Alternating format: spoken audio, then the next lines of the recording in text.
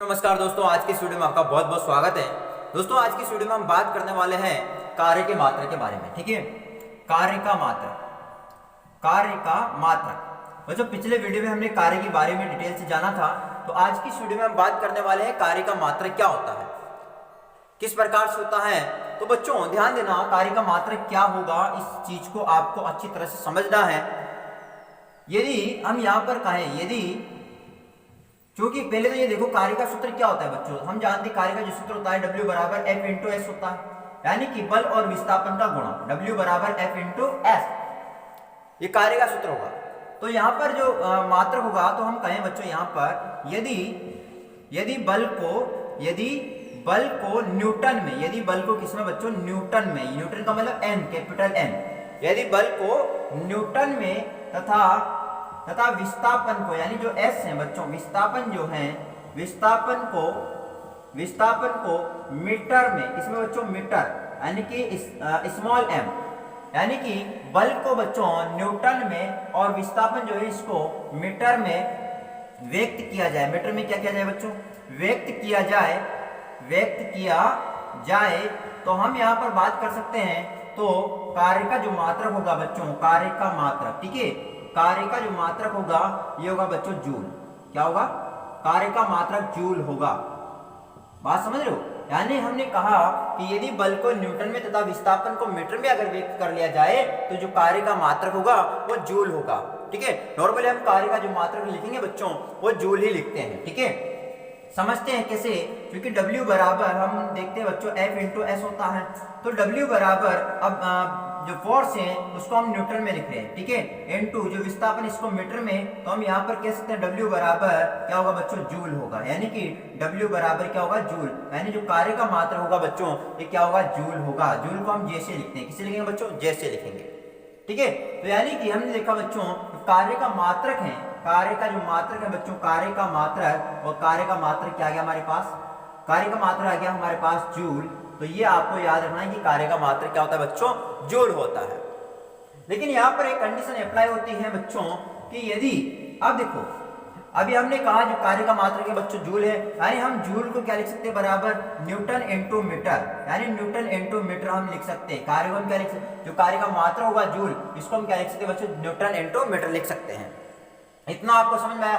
अब हम यहाँ पर बात करते हैं बच्चों एक जूल की परिभाषा, एक जूल की परिभाषा, ये अभी आपको याद रखनी है बच्चों, एक जूल की परिभाषा क्या होती है। एक जूल की डेफिनेशन आपसे पूछ लिया जाए कि एक जूल क्या होता है, तो हम यहाँ पर कहें बच्चों कि यदि किसी वस्तु को, है ना, यदि किसी वस्तु को एक न्यूटन बल लगाकर,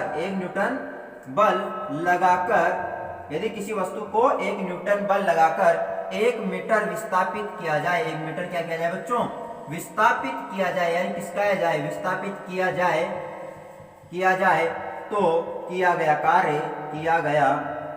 कार्य जो होगा, कार्य वो क्या होगा बच्चों, होगा 1 जूल होगा।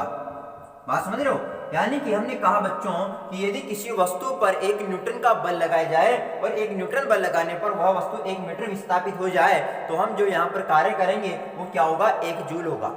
तो बच्चों हम जानते हैं W बराबर F इंटू एस होता है, ठीक है, तो W बराबर, अब फोर्स हम क्या मान रहे हैं बच्चों, 1 न्यूटन, यानी कि 1 न्यूटन हो गया, इंटू विस्थापन 1 मीटर विस्थापित कर रहे हैं, तो W बराबर, अब बच्चों एक को एक से गुणा करेंगे तो 1 न्यूटन इंटू मीटर, और अभी हम जानते हैं बच्चों न्यूटन इंटू मीटर जहां पर है वहां पर हम क्या लिख सकते हैं, जूल, तो W बराबर क्या हो जाएगा, 1 जूल। इट मींस किया गया कार्य कितना होगा, 1 जूल होगा।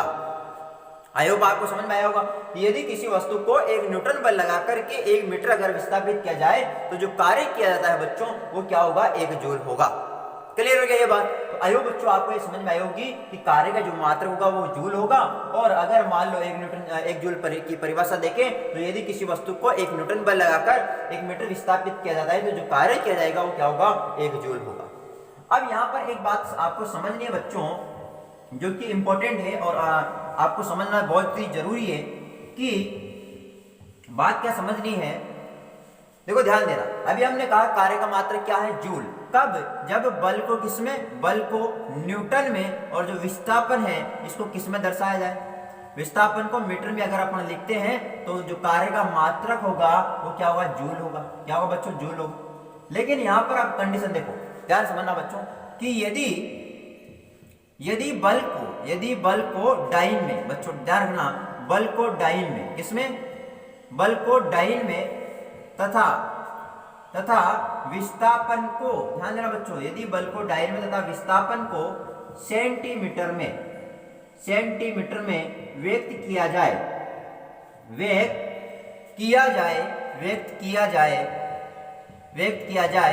तो कार्य का जो मात्रक है बच्चों ये होगा अर्ग। क्या होगा, अर्ग होगा। ये आपको याद रखना है बच्चों, वेरी इंपॉर्टेंट है और डायरेक्ट परीक्षा में आता है। ठीक है, तो हमने कहा कि यदि बल को डाइन में और विस्थापन को सेंटीमीटर में अगर व्यक्त किया जाता है तो जो कार्य का मात्रक होगा बच्चों क्या होगा, अर्ग होगा। ठीक है, आपको समझ में आई बात। क्या बोला मैंने कि यदि बल को डाइन में व्यक्त करें और विस्थापन को सेंटीमीटर में व्यक्त किया जाए तो जो कार्य का मात्रक होगा अर्ग होगा। परीक्षा में आता है बच्चों कि यदि बल को डाइन में और विस्थापन को सेंटीमीटर व्यक्त किया जाए तो कार्य का मात्रक क्या होगा, फिर आपको आंसर बताना है डाइन होगा। लेकिन इसके ऊपर यदि बल को न्यूटन में और विस्थापन को मीटर में व्यक्त किया जाए तो कार्य का मात्रक जूल होगा। क्लियर है बात। ओके, अब बच्चों यहाँ पर एक इंपॉर्टेंट क्वेश्चन बनता है कि एक जूल में अर्ग की संख्या ज्ञात कीजिए।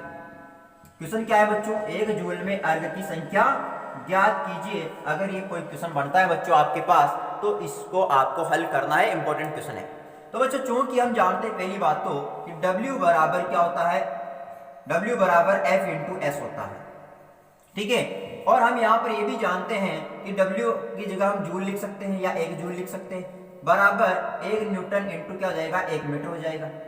तो 1 जूल बराबर, ध्यान देना बच्चों, 1 न्यूटन जो होता है ये 10 की घात 5 डाइन के बराबर होता है। 1 न्यूटन जो होता है बच्चों 10 की घात 5 डाइन के बराबर होता है, और 1 मीटर जो होता है बच्चों 10 की घात 2 सेंटीमीटर के बराबर होता है। ये याद रखना है आपको।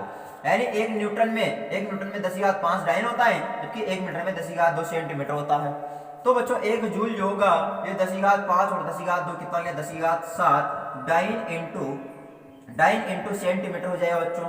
और 1 जूल बराबर 10 की घात 7, अब डाइन इंटू सेंटीमीटर क्या होगा बच्चों, डाइन इंटू सेंटीमीटर हो जाएगा हमारा अर्ग। क्या हो जाएगा, अर्ग हो जाएगा। तो आपको ये बात याद रखनी है कि डाइन इंटू सेंटीमीटर क्या होगा बच्चों, अर्ग होगा। ठीक है, यही तो बोला हमने कि यदि बल को डाइन में और विस्थापन को सेंटीमीटर में व्यक्त किया जाए तो कार्य का मात्रक क्या होगा, अर्ग होगा। तो यानी इधर आप याद रखना अर्ग जो होता है बच्चों डाइन इंटू क्या होता है, डाइन इंटू सेंटीमीटर बराबर अर्ग होगा। डाइन इंटू सेंटीमीटर क्या होगा, अर्ग के बराबर होता है। तो बच्चों हमने देखा 1 जूल में अर्ग की संख्या कितनी हो जाएगी, 1 जूल बराबर होगा 10 की घात 7 अर्ग के बराबर। ठीक है, आई होप बच्चों आपको ये बात समझ में आ गई होगी अच्छी तरह से। ठीक है, तो बच्चों हमने देखा कार्य का मात्रक के बारे में कि किस प्रकार से उसका कार्य का मात्रक होता है। तो यदि हमने देखा पहले कि बल को अगर न्यूटन में और विस्थापन को मीटर में व्यक्त किया जाए तो कार्य का मात्रक जूल होगा। फिर हमने देखा कि यदि बल को डाइन में तथा विस्थापन को सेंटीमीटर में अगर व्यक्त कर दिया जाए तो कार्य का मात्रक क्या होगा बच्चों, अर्ग। और फिर हमने ये भी देखा कि 1 जूल में अर्ग की संख्या कितनी होगी, तो हमने देखा बच्चों 1 जूल में 10 की घात 7 अर्ग होता है। ठीक है, आई होप बच्चों आपको ये सब बातें क्लियर हो गई होगी। तो अगर मान लो साथ में आपको ये वीडियो अच्छा लगा है तो इसको लाइक, कमेंट और शेयर जरूर कीजिए और सब्सक्राइब करना मत भूलिए ताकि आने वाली हर वीडियो का नोटिफिकेशन आपको सबसे पहले प्राप्त हो सके। Thank you, all the best.